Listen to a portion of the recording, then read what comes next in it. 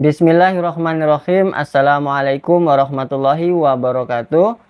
Yang ingin langsung mendengarkan kajian dari Ustadz kita semuanya, yaitu Ustadz Hanan, silahkan skip ya video pembuka ini, langsung saja ke menit 1:30.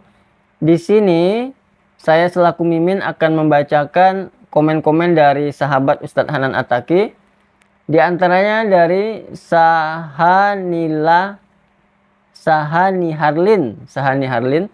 Ya Rob, hamba ingin sekali pergi umroh bersama dengan ibuku yang dibimbing oleh Ustadz Hanan Attaqi. Masya Allah. Ya Allah, Engkau tidak mengundang yang mampu, melainkan Engkau memampukan yang diundang. Ya Allah, jadikanlah aku bersama dengan ibuku orang yang Engkau undang untuk datang ke tanah suci-Mu. Amin ya Robbal Alamin. Bagi teman-teman yang juga punya keinginan sama, bisa segera umroh, mari kita sama-sama doakan agar Allah undang dan Allah mudahkan, Allah mampukan untuk bisa segera umroh. Amin ya Robbal Alamin. Jika ingin support maupun komen, silahkan tuliskan saja di kolom komentar.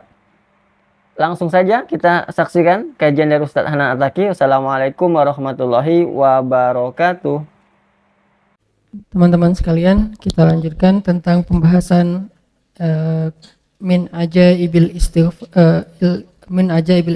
ikhlas, di antara keajaiban ikhlas. Dan tadi kita membahas tentang arti ikhlas itu apa.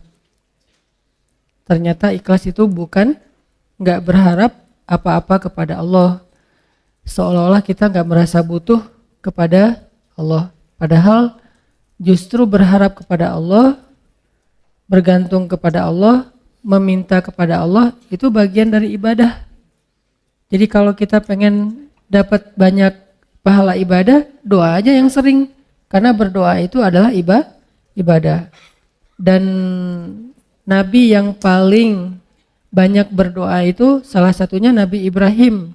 Dan kita baca di dalam Al-Quran gimana doa-doa Ibrahim yang sangat luar biasa. Sehingga Ibrahim dikenal dengan istilah awwahun, hamba yang awwah. Arti awwah itu da'a, arti da'a banyak berdoa. Jadi kalau Ibrahim aja Allah sayang banget kepada beliau karena suka berdoa, berarti doa itu adalah ibadah. Dan Allah gak akan repot sama sekali kalau kita minta. Request kita sebanyak apapun ke Allah gak repot sama sekali. Bahkan kadang-kadang kita meminta sesuatu yang menurut logika kita udah gak mungkin, buat Allah juga bukan sesuatu yang berat. Gak akan Allah terganggu, kamu kalau minta ngira-ngira dong gitu. Masa minta sesuatu yang udah gak mungkin lagi dikabulkan? Enggak, karena ala kulli syai'in qadir, gak ada batasan, Allah maha kuasa atas segala sesuatu. Justru dengan meminta kita lagi belajar iman loh teman-teman. Meminta itu belajar iman, kayak kita lagi mau jalan, naik kendaraan atau naik pesawat, begitu dia mau take off, Bismillahirrahmanirrahim, ya Allah mudah-mudahan selamat kalau bahasa kita ya. Itu kan belajar bergantung ke Allah. Justru orang yang gak meminta ke Allah, gak bergantung ke Allah, itu istaghna, sombong. Memangnya kita yakin take off ini akan berhasil, akan sukses? Apalagi landing, itu lebih berat lagi tuh. Selalu deg-degan saya kalau udah landing.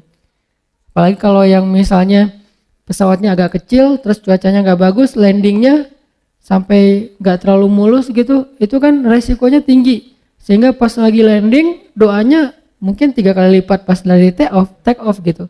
Kalau take off doanya subhanallah sakharana haza, kalau landing sampai yasinan, ayat kursi, ar-Rahman. Kenapa? Karena bergantung kepada Allah. Loh kok pas lagi kayak gitu berdoa, ya ke siapa lagi coba? Kita berlindung, ke siapa lagi kita bergantung, ke siapa lagi kita berharap. Itu bagian dari iman. Jadi makin sering berdoa, kita makin sering belajar gantung, kayak manja gitu ke Allah. Dan emang harusnya kayak gitu, manja banget sama Allah. Ya Allah nih gimana ya? Ya Allah saya ada ini, ya Allah ada itu. Terus saja setiap hari itu laporan ke Allah, dia dikit-dikit nge-mention Allah, dikit-dikit angkat tangan. Allah sayang banget sama hamba yang kayak gitu. Justru kalau hamba ngerasa, ini mah masih bisa dikerjain sendiri, ntar aja kalau udah susah baru minta sama Allah. Allah gak suka yang kayak gitu, itu bukan mandiri, itu istaghna, sombong. Masa hal yang sepele aja minta ke Allah. Nabi bilang, mintalah kepada Allah walaupun garam. Garam aja mau masak minta ke Allah, walaupun sederhana mungkin bahasanya. Ustadz, garam itu bukan minta ke Allah, beli ke warung, ke Alfamart, bukan minta ke Allah. Mungkin beli bisa juga dapat garam dengan seizin Allah pastinya. Tapi kita jadi nggak belajar iman, kita nggak dapat pahala. Apa susahnya sih tinggal bilang, ya Allah ini kurang garam, Bismillah, jalan aja nyari garam. Dapat garam, ada dua orang, yang satu beli garam di warung tanpa Bismillah, yang kedua beli garam di warung dengan Bismillah.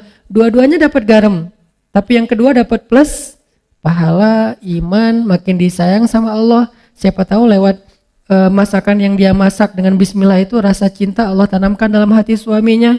Kalau belum punya suami, siapa tahu itu calon mertuanya. Kan kata Nabi, di balik nama Allah selalu ada kebaikan kan? Jadi kalau kita bilang Bismillah nggak ada ruginya. Tinggal kita bilang, ya Allah kurang garam, Bismillah, cari aja garam di warung. Yang kedua, dianggap itu mah nggak perlu Bismillah juga dapat. Yang namanya garam gampang carinya. Ya, dua-duanya dapat garam, dua-duanya masukin garam ke dalam masakan itu. Tapi yang satu berkah, yang satu tidak berkah. Segala sesuatu yang dilibatkan nama Allah di dalamnya, kata Nabi, Allah munculkan kebaikan atau keberkahan. Segala sesuatu yang tidak ada nama Allah, Allah cabut keberkahannya. Jadi bukan hanya masalah makanan yang kita makan teman-teman, tapi apa kebaikan setelah itu yang kita dapetin.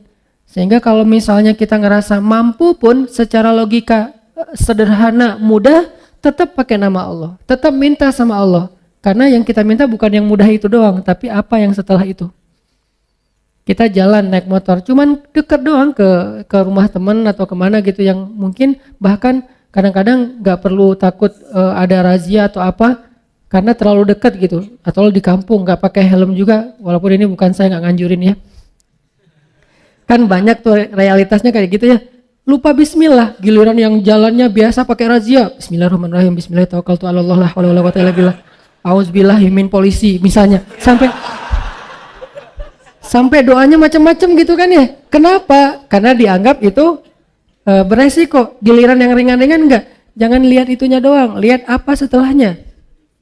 Jangan-jangan pas kita nggak baca Bismillah, emang nggak ada kejadian apa-apa. Tapi kita lupa, mungkin harusnya kita dapat kebaikan loh. Tapi gara-gara nggak baca Bismillah, kita nggak dapat kebaikan, walaupun nggak dapat musibah. Siapa tahu pas lagi kita jalan, harusnya tadi Allah udah naruh kayak kita main game kan suka ditaruh kayak bonus-bonus gitu, nyawa atau apalah ya.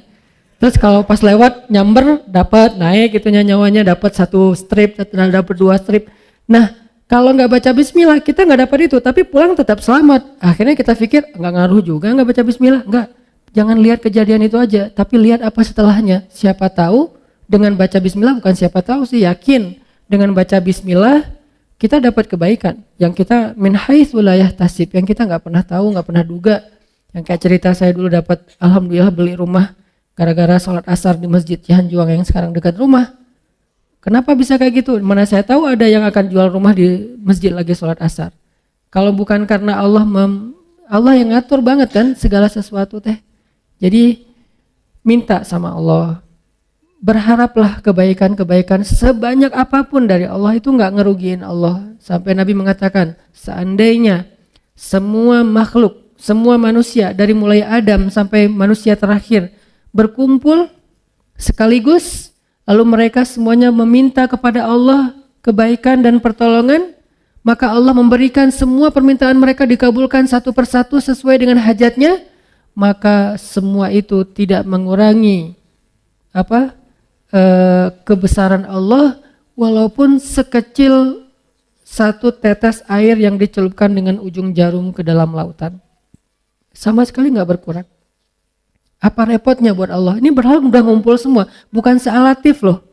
Dari Nabi Adam sampai manusia terakhir ngumpul, numplek semuanya, ya Allah, ya Allah, ya Allah, semuanya teriak.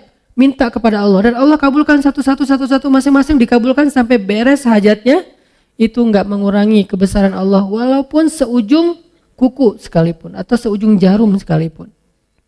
Jadi keliru kalau kita memahami seolah-olah Allah jadi repot gara-gara kita minta terus. Enggak enak minta sama Allah terus, mending kita beribadah aja, jangan banyak minta, malu. Enggak, justru Allah kalau kita minta, Allah malu enggak ngasih. Kan kata Nabi, Allah itu malu kalau hambanya mengangkat kedua tangannya dan meminta yang baik untuk tidak mengabulkan Allah itu malu. Pasti dikabulkan sama Allah. Bahkan yang mustahil menurut kita. Mustahil menurut kita, iya. Minta aja sama Allah. Enggak, namanya minta sama Allah apa susahnya sih? Tinggal bikin aja standar. Ya Allah, standar saya tingginya sekian, kulitnya warnanya ini, wajahnya nggak perlu pakai foundation, memang udah kinclong. Bibirnya jarak dari 1 kilo kelihatan merahnya, saking orangnya tuh kayak natural banget cantiknya, kayak Aisyah. Ya Allah, saya pengen gitu banget. Agak-agak mustahil mungkin menurut kita ya, tahu diri lah ya. Ya, kayaknya mustahil sih Allah, tapi kan buat Allah gak ada yang mustahil. Buat saya itu mustahil, gak mungkin. Tapi buat Allah siapa tahu bisa. Dan pasti bisa, yakin 100% bisa. Kok bisa Ustaz? Emang Ustaz dapat? Dapat dong. Kalau saya bilang enggak, ntar gak dibukain pintu. Insya Allah pasti dapat teman-teman. Kalau misalnya nggak dikasih di dunia, dikasih di akhirat, yang pasti dikasih. Ustadz, kenapa nggak dikasih di dunia? Daripada kita kaget, terus daripada kita lagi akhirnya jadi fitnah, kita nggak sanggup menanggung punya pasangan secantik bidadari, banyak banget yang ngelirik dia, tiba-tiba followersnya naik, kan kita sendiri nggak repot kan? Nah, akhirnya dikasih yang kita sanggup menanggung kecantikan itu. Sehingga kita nggak terabaikan dari hal yang lain, nggak bikin kita sombong. Coba kalau terlalu keren malah bikin kita sombong. Kalau yang terlalu biasa bikin kita bingung. Ya udah yang tengah-tengah aja, sesuai dengan kebutuhan kita. Nanti di akhirat baru dikasih sesuai dengan kita. Ya Allah, kok sekarang saya dapatnya keren gini ya Allah? Kan kamu dulu mintanya gini.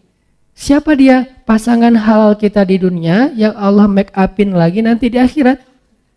Make up dunia aja bisa berubah orang, yang kan banyak tuh di Instagram yang viral gitu kan, 2 foto kan ya, ini yang asli, ini hasil make up, atau 3 asli make up editan, yang ketiga paling keren kan. Nah, kebayang nggak editan di dunia aja pakai apps itu bisa sekeren itu, gimana editan akhirat? Allah yang edit, jadi juru riasnya tuh langsung Allah yang ciptakan. Pas dibangkitkan dari kubur, bulu mata udah lentik. Kamu siapa? Kan aku. Kok udah berubah, bulu mata udah lentik, alis udah bertaut, nggak lurus gini kayak balok ya, bertaut gitu. Udah keren pokoknya. Minta aja lah, apa susahnya sih minta sama Allah? Tinggal ya Allah, saya gini. Bukan hanya dalam masalah jodoh, dalam masalah rezeki. Minta aja yang banyak. Kenapa takut meminta yang baik-baik dari Allah? Ya Allah, jadikan saya orang kaya, tapi orang kaya yang dermawan. Jangan kaya kayak Qarun, tapi kaya kayak misalnya Nabi Ayub. Kayanya ya, bukan sakitnya. Diperjelas, takutnya nanti dikasih. Kamu pengen kayak Nabi Ayub, tuh sakit aja 17 tahun. Ya Allah, bagian itu saya lupa bilang. Kalau doa juga kadang-kadang harus hati-hati gitu. Ya Allah, saya pengen kaya seperti Ayub yang dermawan. Ibrahim tuh, gimana kayanya Ibrahim? Kita kan jarang tahu kalau Ibrahim itu orang kaya kan? Kaya banget loh. Ukuran kekayaan Ibrahim apa teman-teman? Setiap malam Ibrahim itu menyembelih 100 ekor onta untuk para tamu yang berziarah ke Masjidil Aqsa. 100 ekor onta. Satu onta itu 40 juta harga paling murahnya. Kali 100 berapa? 4 miliar ya? Setiap malam 4 miliar. Setiap malam. Bukan setahun sekali. Setiap malam ngeluarin duit 4 miliar untuk ngejamu para penziarah yang datang ke kota suci Al-Quds. Itu baru makanan. Dan beliau menyediakan tempat penginapan bintang 5 gratis untuk semua para turis yang datang ke Masjidil Aqsa. Jadi Masjidil Aqsa yang sekarang Al-Quds yang diklaim Israel sekarang tuh, dulu tuh Ibrahim sendiri yang ngelolanya tuh. Ibrahim tuh bukan orang miskin, orang kaya. Tapi diuji ninggalin istri dan anaknya di tengah padang batu dengan bekal yang seadanya. Kalau beliau nggak punya apa-apa, wajar dong. Hajar menganggap, oh Ibrahim nggak punya apa-apa, ninggalin kita di sini. Tapi Ibrahim tuh orang kaya raya, kok bisa ninggalin istrinya kayak gitu, nggak dikasih bekal yang cukup? Ujian buat Hajar dari Allah SWT. Sehingga akhirnya Hajar belajar iman kayak gitu-gitulah. Jadi minta aja. Kalau misalnya Allah nggak ngasih di dunia kekayaan sebanyak yang kita minta, dikasih kekayaan di akhirat. Dan kekayaan di akhirat juga kita butuh. Bahkan di akhirat kita lebih butuh lagi jadi orang kaya daripada dunia. Kenapa? Karena di akhirat kita menjadi orang yang perjalanan sendirinya itu cukup lama.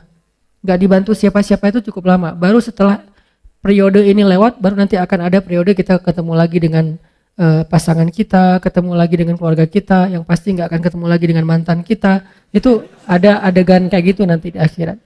Masa di surga ketemu mantan kan baper ya. Kenapa sih kamu udah masuk surga masih sedih? Itu. Mereka berduaan gitu-gitu amat sih, selfie-selfian aja dari tadi. Nah kamu pasangannya di mana? Ketinggalan di padang mahsyar. Kok bisa? Kebanyakan gosip. Jadi hisapnya lama gitu. Ini definisi dari ikhlas. Ikhlas itu berharap kepada Allah yang baik-baik dunia dan akhirat. Yang kedua, Nabi SAW bersabda, hadis yang paling populer, bahkan hadis ini bisa dibilang Al-Fatihahnya hadis.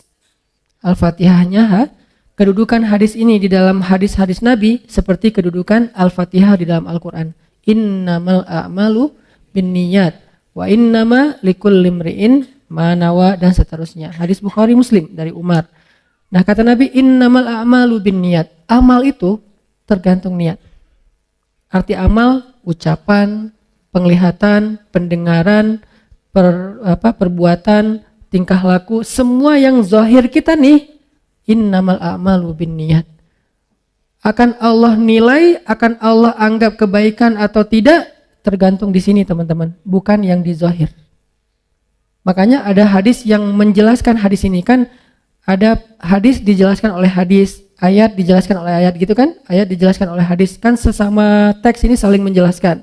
Hadis Nabi bilang, innallaha la yanzuru ila aswarikum wala ila amwalikum wala ila a'malikum walakin yanzuru ila qulubikum. Allah ngelihatnya bukan ke penampilan kalian dulu. Allah nggak ngelihat perbuatan kalian dulu. Allah nggak ngelihat harta kalian dulu. Allah ngelihat hati kalian dulu. Yang ngelihat hati di sini artinya apa? Hatinya baik atau enggak? Bukan. Ikhlas apa enggak? Itu maksud dari Allah ngelihat hati dulu. Sehingga kalau misalnya kita mau dihargai oleh Allah, diberikan balasan kebaikan oleh Allah, ini dulu yang harus kita islah. Disebut dengan istilah tajdidun niat, perbaharui niat. Kenapa perbaharui niat? Karena niat ikhlas itu dijaga teman-teman, nggak cuma di awal. Ada orang di awal ikhlas, tapi di tengah riya. Lawan dari ikhlas itu by the way riya. Ada di awal ikhlas, di tengah ikhlas, di akhir riya. Ada di awal ikhlas, di tengah ikhlas, di akhir ikhlas, setelah beberapa tahun riya. Begitu sekali dia riya, hangus habis semua kebaikan dari apa yang kita udah lakuin. Contoh, kan kita tuh bukan tipe orang yang insya Allah levelnya di awal udah riya ya. Insya Allah tuh bukan kita. Nggak mungkin kita mau tilawah, dengerin gua tilawah riya ya. Oh, enggak kan? Kita bukan tipe gitu. Insya Allah kita di satu level di atasnya. Orang yang insya Allah di awalnya ikhlas.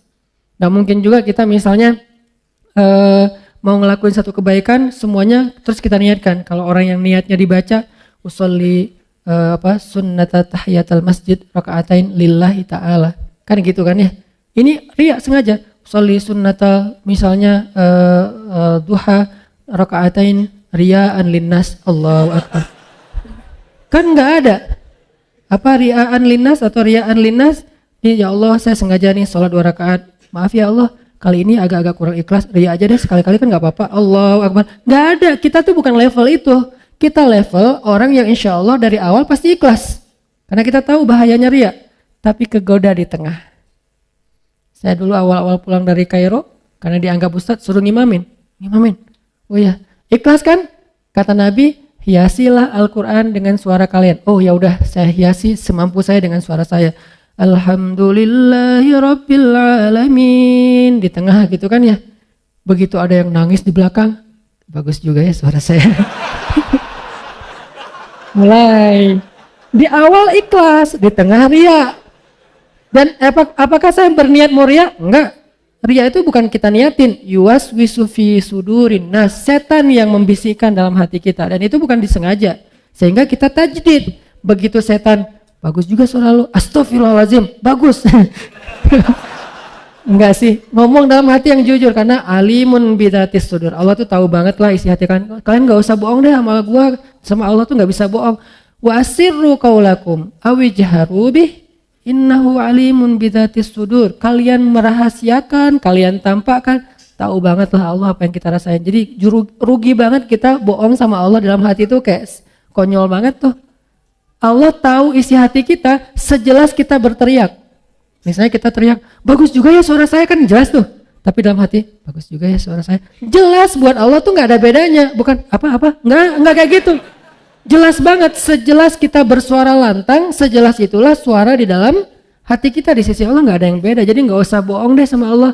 Yukhadi'unallah, kan gitu kan, membohongi Allah. Padahal, wa ma yakhda'una illa anfusahum. Cuma ngebohongi diri sendiri. Nih, riya di tengah. Riya di akhir, di tengah enggak. Soalnya nggak ada yang nangis, biasa aja gitu. Tilawah, begitu selesai sholat datang, Ustadz, baru pertama saya bisa nangis dalam sholat. Di Masjidil Haram aja saya nggak bisa nangis, di belakang Ustadz saya nangis. Oh iya Pak, alhamdulillah istiqomah ya Pak. Dalam hati, Bapak baru tahu. Mulai yuwas-wis, Bapak nggak pernah lihat YouTube saya. Mulai yuwas, itu kan terjadi kan. Saya pernah ngerasain itu teman-teman, makanya tajdid, perbaharui lagi. Kayak pas sholat di mall itu yang paling agak gregetan. Sholat di mall kan di basement gitu, musola, sholat maghrib. Karena saya pakai kaos, pakai celana biasa, gak disuruh jadi imam dong. Yang disuruh jadi imam bapak-bapak yang pakai bajunya rapi, imamin aja. Saya, oh ya udah kita lihat aja nanti. Nah, jadi ngomong.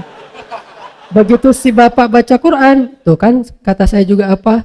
Udah nggak usah lama-lama, al-ikhlas aja. Gitu. Besok-besoknya kepancing nih, jadi kayak nggak percaya gitu kan sama orang, ngelihat muka-mukanya kayaknya nih orang-orang polos nih. Pas lagi mau dorong-dorong, saya kayak kedorong gitu. Siapa sih yang dorong saya gitu? Pura-pura kedorong gitu. Ini bukan saya loh yang mau ya, nggak tahu siapa sih yang dorong saya gitu. Udah, Sof, benerin Sof. Dalam hati, Sof udah dengerin ya. Nih gini nih tilawahan yang benar nih. Allah, Ria. Mau saya baca 1 juz, 10 juz, 30 juz, satu huruf pun gak ada nilainya di mata Allah. Innamal a'malu binniyat. Dan gak bisa saya bohong sama Allah. Bohong ke manusia mungkin bisa. Saya kayak bacanya kayak khusyuk banget. Orang-orang sampai kagum gitu, respect. Masya Allah ya suaranya, bacaannya luar biasa. Pasti dari hati nih, karena kerasa di hati. Kata dia. Tapi kan Allah tahu. Ya tapi Allah maha menutupi aib. Allah gak mau buka. Enak aja lo ngomong. Enggak. Allah baru buka aib nanti di akhirat. Di dunia nggak akan Allah buka. Allah menjaga aib kita. Supaya apa? Supaya kita perbaiki diri. Ya Allah dia ngomongnya gitu, padahal enggak. Astagfirullahaladzim. Tajdid niat, perbaharui lagi niatnya, perbaharui. Ini pengennya karena Allah. Datang setan-setan tuh nggak akan lepas kita. Dia pegang erat-erat tuh. Setan nggak mau ngelepas kita sampai kapan? Sampai mukhlasin. Nggak ada bedanya lagi tadi pujian atau celaan. Baru dia akan nyerah. Tapi kan kelas kita masih mukhlisin ya. Itu juga kalau mampu. Nah, kadang-kadang bukan di akhir, nanti setelah beberapa tahun. Nah, kayak misalnya kita tahajud. Udah 10 tahun nih tahajud. Tiba-tiba ada teman kita mancing. Gimana ya biar bisa tahajud? Susah banget, saya udah masang 10 alarm gak kebangun. Udah tidur di lantai biar cepat bangun, malah lebih nyenyak tidurnya. Gimana sih cara biar tahajud? Saya udah olahraga siang harinya biar malamnya tidur awal jadi cepat bangun. Tetap aja olahraga, tidur ya tidur, nggak bangun-bangun. Gimana ya caranya? Kita kepancing. Awalnya niatnya ikhlas juga, pengen sharing, pengen ngasih semangat.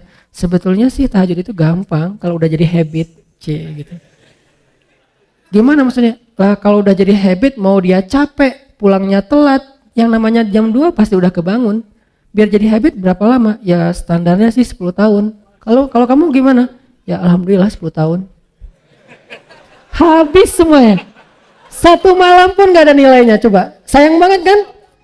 Riya itu menghanguskan semua amal kita yang kita riakan seperti api menghanguskan kayu sampai jadi debu. Gak bernilai lagi, gak bisa dipakai apa-apa. Tapi riya ini sepele banget, halus banget, gak berasa. Dia muncul tanpa kita niatkan. Gak ada niat kita pengen riya pastinya. Gak mau. Lo tanya dong ke gue tentang tahajud biar gue bisa riya. Gak mungkin kan? Gak ada kayak gitu. Dia kepancing oleh orang lain. Lebih parah lagi kadang-kadang kepancingnya justru karena celaan. Kita dipancing oleh orang-orang yang gak menghargai kita. Lo gak tahu ya? Kayak misalnya seorang istri, suaminya misalnya kayak ngerasa paling banyak berjasa sendiri, paling banyak berbuat, paling penting di rumah itu. Akhirnya istrinya, tahu nggak sih kerjaan saya di rumah ngapain aja? Disebutin satu persatu pengorbanannya, kebaikannya. Gara-gara kepancing oleh suami, habis semuanya. Makanya jangan kepedean dulu bahwa kalau kita udah bertaubat, berhijrah, udah rajin ke masjid, kita lebih mulia dari orang lain yang belum melakukan itu, belum tentu. Kebaikan kita yang banyak, apakah menjamin kita lebih mulia? Belum tentu. Sampai akhir hayat baru dihitung. Karena hisab itu bukan di dunia, di akhirat. Kenapa kita udah menghisab di dunia? Arti menghisab udah langsung bikin nilai bahwa saya lebih baik dari kamu, bahwa saya lebih mulia dari kamu. Ngapain kita katakan itu? Padahal kita belum wafat. Kok masih belum bisa disimpulkan, Ustaz? Bukankah nanti di akhir hayat bisa aja semuanya jadi hangus gara-gara riya? Seorang kakek ngumpulin keluarganya pas lagi sakit keras. Anaknya, cucunya, menantunya. Nah, cucu-cucu semuanya jangan tinggalin sholat ya. Ya kek, alhamdulillah kakek udah 40 tahun gak pernah tinggal sholat, habis sholatnya. Kamu kalau udah mampu segera haji. Karena kalau udah tua susah haji. Kakek dulu haji itu udah susah. Untungnya kakek orangnya semangatnya tinggi. Jadi walaupun susah dilakonin juga. Alhamdulillah udah 15 kali haji, habis hajinya. Tilawah minimal sehari 1 juz ya tilawahnya. Alhamdulillah udah 20 tahun. Kakek itu gara-gara ikut program apa gitu, setiap hari bisa 1 juz. Akhirnya kakek udah 20 tahun gak pernah tinggal tilawah 1 hari 1 juz. Habis semuanya. Padahal bentar lagi mau meninggal, rugi kan? Begitu bangkit, ya Allah amal saya mana? Habis. Kapan habisnya? Detik-detik terakhir. Makanya jangan langsung menyimpulkan. La tuzakku anfusakum, kata Allah. Janganlah kalian menganggap diri kalian suci atau lebih mulia daripada orang lain. Tapi bersyukur atas kebaikan, hidayah, taubat, amal soleh ini, ya itu berarti kita menghargai Allah, bukan memuliakan diri sendiri. Ini, jadi amal itu sangat tergantung kepada apa yang ada di dalam hati kita. Ada orang yang dengan lisannya ngomong baik, tapi di sisi Allah itu bukan kebaikan. Contoh, wa minan nasi man yaqulu amanna billahi wa bil yaumil akhir. Ada manusia, Allah nggak mau nyebut orang beriman karena tidak beriman. Ada orang bilang amanna billahi wa bil yaumil akhir. Kami beriman kepada Allah, kami beriman kepada hari akhir. Declare. Dia posting. Dia bilang kami beriman kepada Allah dan hari akhir. Allah komen. Kata Allah apa? Wa ma hum bimu'minin. Mereka tidak beriman. Padahal udah ngomong, kok masih ditolak sama Allah? Alasannya apa? Fi qulubihim marad. Di hati mereka ada penyakit. Apa penyakitnya? Khida, riya. Mereka tidak mengatakan itu kecuali untuk mendapatkan simpatik dari manusia, bukan dari Allah. Berarti ucapan doang belum tentu. Kita astagfirullah, astagfirullah, astagfirullah, astagfirullah. Ucapan kan? Kalau nggak benar dari hati bahwa kita benar-benar menyesali dosa, maka Allah menilai sesuai dengan hati kita. Siapa tahu kita istighfar hanya pengen disebut sebagai ahli istighfar. Astagfirullah, astagfirullah, astagfirullah. Begitu ada orang dekat dengan kita, astagfirullahaladzim, astagfirullah, astagfirullah. Makin kencang istighfarnya. Perasaan tadi pelan-pelan biasa-biasa aja. Kenapa jadi lebay gitu? Karena ada orang kanan kiri. Gitu juga dengan sholat. Begitu sholat sendiri cepat-cepatan. Gitu sholat berjamaah baru juga takbir. Allah.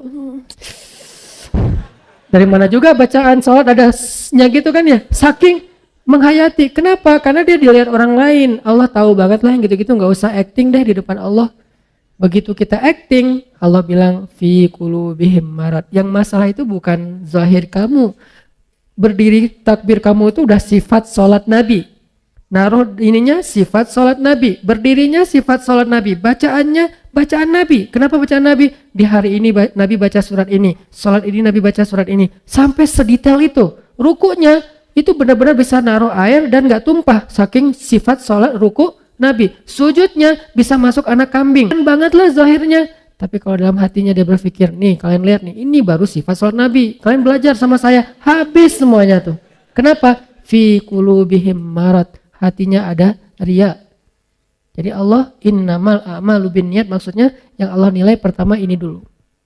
Kalau ininya benar, zahirnya ada kurang-kurang dikit, Allah sempurnakan. Kalau zahirnya sempurna, di sini kurang, Allah hilangkan. Allah anggap nggak ada apa-apa, nggak ada kebaikan apapun, nggak ada nilai. Jadi tergantung di sini ternyata.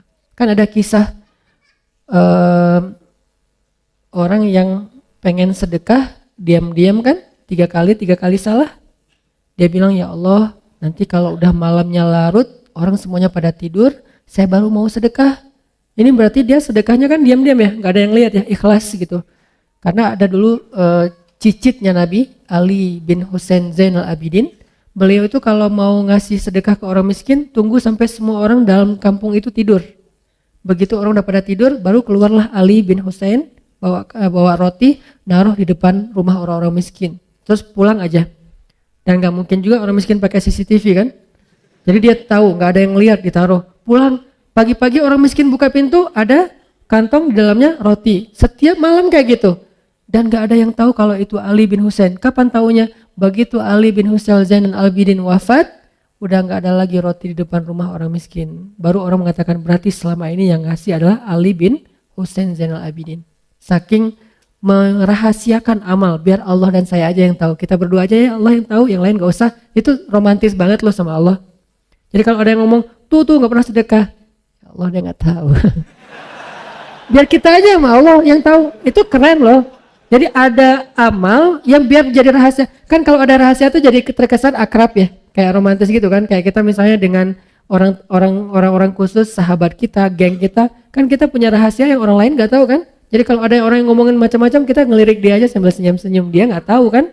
Nah ini dengan Allah juga harusnya ada kayak gitu. Walaupun nggak mungkin semua amal pastinya. Masa ke masjid kita nggak ada yang tahu, berarti ke masjidnya pas nggak lagi azan. Kamu ngapain jam 12 ke masjid? Saya sholat jamaahnya gak ada yang tahu, ikhlas. Gak ada azan juga. Tapi kalau misalnya sholat jamaahnya pas azan, ya pasti orang tahu lah dia tuh rajin sholat jamaah. Ya itu di luar kemampuan kita. Bagian itu kita tajdidun niyah. Tapi yang lain yang masih bisa dirahasiain, rahasiain. Karena ada ulama dulu tuh merahasiakan ibadah malamnya sampai 40 tahun gak ada yang tahu kalau dia tuh tahajud. Jadi orang bilang dia tuh nggak pernah tahajud, padahal dia tahajud. Kok orang nggak ada yang tahu caranya? Kalau orang masih melek, dia biasa-biasa aja. Begitu dia pas orang lagi melek, dia tidur. Begitu orang tidur, dia bangun. Dia lagi sholat, pas orang balik badan, karena orang tidur juga gerak ya. Pas orang balik badan, dia langsung khawatir gitu. Ya Allah, ketahuan. Ternyata dia cuma balik badan, lanjutin. Waktunya orang bangun, dia tidur lagi. Selama 40 tahun. Kenapa? Kata dia, saya tidak mau melakukan sesuatu yang diketahui manusia, kemudian setan menggoda saya untuk menjadi orang yang riya, sehingga dirahasiakan, ketahuan gara-gara ada yang iseng ngintip. Akhirnya ketahuan juga, ya Allah saya pernah udah pengen ikhlas, jadi bukan saya yang mau loh ya, ini saya tetap ikhlas kan. Ikhlas tapi riya, jadi riya terhadap ikhlas. Ini unik, ada orang yang riya terhadap ikhlas. Lo kenapa gak pernah melakukan tahajud? Gua orangnya gak mau sebut-sebut kalau tahajud. Udah biasa ngelakuin tengah malam jam sekian juga nggak pernah dikasih tahu ke siapa-siapa, ikhlas dong. Ini riya terhadap ikhlas. Kenapa sih lo tilawah Al-Quran pelan-pelan? Soalnya suara gua terlalu bagus kalau terlalu kencang. Daripada gua nanti jadi riya, gua bacanya pelan-pelan aja. Alhamdulillahirabbil alamin. Terus ada yang pamer gitu, ada yang show off gitu di sebelah. Alhamdulillah. Suara gitu aja pamer.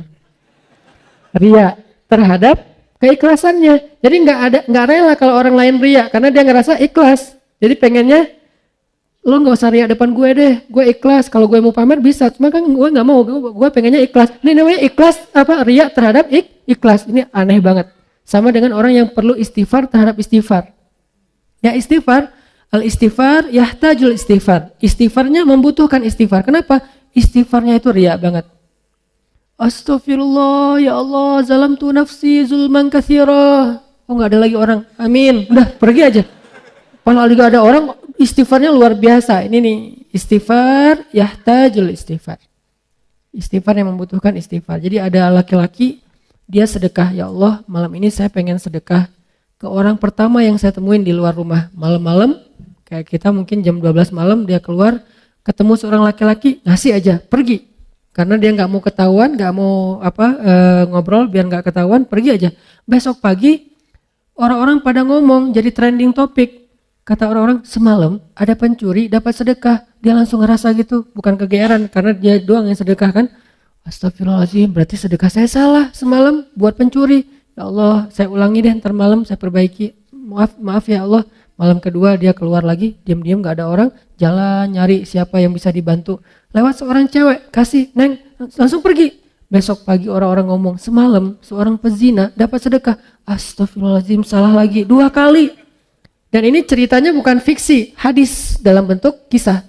Malam ketiga dia keluar lagi, ketemu orang, kasih, pergi. Besok orang mengatakan, semalam ada orang paling kaya di kampung ini dapat sedekah. Astagfirullah, 3 kali salah. Malam keempat dia tidur, Allah utus malaikat menjelma dalam mimpinya. Ini namanya mimpi yang baik, ilham dari Allah. Malaikat itu bilang, Fulan, sedekah kamu 3 kali, mungkin kamu pikir salah, tapi Allah terima karena dia ikhlas. Yang pertama, sedekah kamu kepada pencuri, membuat dia tidak jadi mencuri karena sudah mendapatkan apa yang dia butuhkan. Sedekah kamu kepada pezina, membuat dia tidak jadi menjual tubuhnya karena dia sudah mendapatkan apa yang dia butuhkan. Dan yang ketiga, sedekah kamu ke orang kaya telah menyadarkan dia dari sifat kikir sehingga sekarang dia menjadi orang kaya yang dermawan. Lihat, amal zahirnya nggak sempurna, tapi batinnya sempurna. Akhirnya Allah perbaiki. Ada orang amal zahirnya sempurna, batinnya rusak, Allah rusak. Siapa? Hadis tentang 3 orang yang pertama masuk neraka. Dihisab sama malaikat, ya Allah, ini keren banget nih amalnya. Apa? Dia adalah seorang penghafal Quran 30 juz dengan riwayat mutawatir 10 qiraat. Keren banget nih ya Allah. Mau masuk surga mana? Kata Allah, tempatnya di neraka, kata Allah. Malaikat aja sampai heran karena malaikat kan enggak tahu isi hati ya. Mereka cuma mencatat yang zahir doang. Allah yang tahu isi hati. Malaikat nanya, ya Allah, salah dia apa? Kan dia ahli Al-Quran, rajin membaca, rajin menghafal, pembawa Al-Quran kemana-mana. Kata Allah, karena dia tidak menghafal Al-Quran untuk aku, dia menghafal Al-Quran untuk dikenal sebagai qari, hafiz. Sempurna kan amalnya, tapi rusak isi hatinya, sehingga rusak semua pahalanya. Yang kedua, orang yang dermawan. Ya Allah, ini rajin banget sedekah, setiap hari sedekah. Kata Allah, tempatnya di neraka. Kata malaikat, kenapa ya Allah? Dia tidak bersedekah untuk aku, dia bersedekah untuk disebut jawad, orang yang dermawan. Habis lagi, padahal sedekahnya udah sempurna. Yang paling parah tuh yang ketiga, di lehernya masih ada bekas luka karena terbunuh dalam peperangan. Malaikat kagum gitu, respect. Wah, ini keren banget ya Allah. Ini orang yang syahid, orang yang mujahid, orang yang berjihad. Kata Allah, tempatnya di neraka malaikat. Kata malaikat, kenapa ya Allah? Dia tidak berjihad untuk aku, dia berjihad untuk disebut syuja, sang pemberani, seorang pahlawan. Lihat, zahirnya sempurna, batinnya rusak, maka rusak. Zahirnya kurang-kurang dikit, batinnya sempurna, maka sempurna. Innamal a'malu binniyat. Ini maksud dari kalimat ini. Jadi innamal a'malu binniyat, amal kita itu bukan yang zahir dulu yang Allah nilai, tapi isi hati dulu yang Allah nilai. Perbaiki niat, tajdidun niyah. Jaga amal kita dengan menjaga niat. Kita mungkin mudah menjaganya di awal. Bagaimana dengan di tengah ketika sedang melakukannya? Bagaimana dengan di akhir, apresiasi atau celaan orang setelahnya? Bagaimana setelah beberapa tahun setelah kita merasa bahwa ini keren banget, kita istiqomah? Itu akan sangat berpengaruh. Mungkin amal kita banyak, tapi belum tentu semuanya sampai kepada Allah. Dari sekian banyak amal yang kita lakukan, cuma sedikit mungkin yang sampai kepada Allah. Yang sedikit itu hanya yang gampang-gampang, yang ringan-ringan. Kenapa? Cuman itu yang kita nggak bisa riak. Mau riain apa? Bacanya Al-Ikhlas. Tapi giliran bacanya surat-surat yang susah, riak kan? Nah, justru kadang-kadang yang sampai itu yang ringan-ringan, yang sepele-sepele, yang kita nggak bisa riak ke siapa-siapa. Orang juga lebih baik dari kita. Mungkin cuman itu yang sampai ke hadapan Allah. Sedangkan yang susah kita lakuin malah nggak sampai. Kenapa? Mungkin di awal, di tengah, di akhir ikhlas, tapi after years akhirnya kita riak. Mudah-mudahan Allah menjaga amal kita dengan menjaga hati kita. Ya muqallibal qulub, tsabbit qulubana. Ya Allah yang membolak-balikan hati, tetapkanlah hati kami dalam keikhlasan. Rabbana la tuzigh qulubana ba'da idh hadaitana. Ya Allah, jangan gelincirkan hati kami condong kepada keburukan setelah Engkau beri petunjuk. Ya musarrifal qulub, sarrif qulubana ila ta'atik. Wahai yang mengalihkan hati, alihkanlah hati kami kepada ketaatan kepadamu.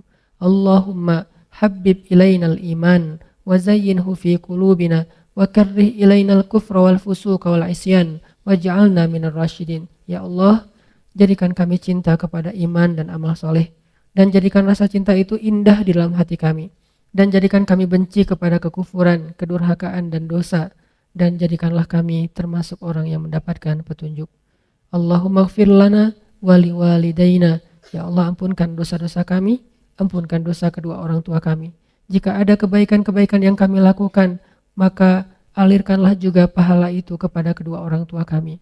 Karena tidaklah kami mendapatkan satu kebaikan kecuali itu kami tahu dari orang tua kami, diajarkan oleh orang tua kami, dibesarkan oleh orang tua kami. Maka pahalailah kedua orang tua kami atas setiap kebaikan yang kami lakukan. Rabbana atina fid dunya hasanah wa fil akhirati hasanah wa qina azabannar. Subhanakallahumma wa bihamdika asyhadu an la ilaha illa anta astaghfiruka wa atubu ilaik. Assalamualaikum warahmatullahi wabarakatuh. Oke teman-teman, alhamdulillahirabbil alamin. Telah selesai kita saksikan kajian dari Ustadz Hanan At-Taqi. Seperti biasa, sebelum kita mengakhiri pertemuan kita, mari kita tutup ya dengan doa kafaratul majlis.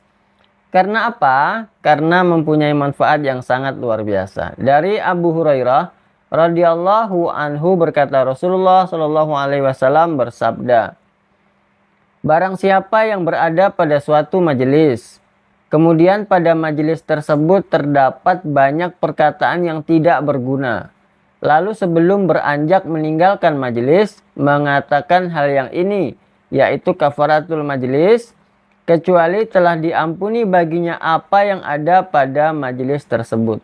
Hadis riwayat Tirmizi. Bismillahirrahmanirrahim.